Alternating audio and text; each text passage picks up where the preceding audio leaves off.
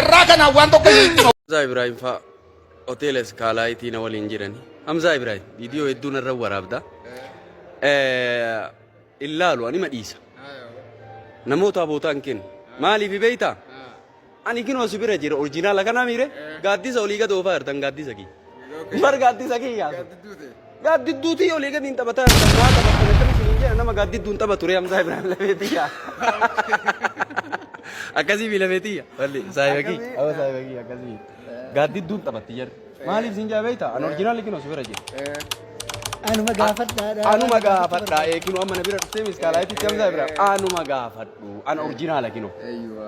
Original birrii forjiidhaan Skylight dhuftee taphachuun dandeetta? Dandeessa. Original taphataa irra bakka. Nama ammootiin gaaddisaan taphatu waliin haasa'uun imaa kiyya maal godhuudha?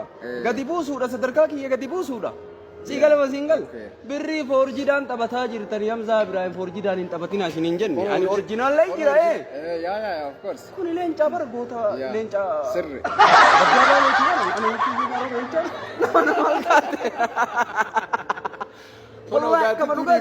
Gaaddiddu dhiifneeti. Originalatti dhufan kin originalatti natti Goolee dalakaan hin bulchuun beeku ishee karoobeeti gooletti Skylight.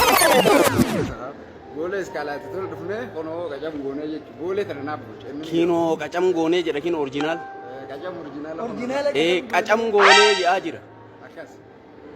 Amma isin galtee. Qacam goonee jedhaa jira barri maa wayi gabbaata achumaan shakkee jire la barri ma bira. Amma anas qacam gootee barri ma san irratti feeke ganuma. Amma wanta baay'ee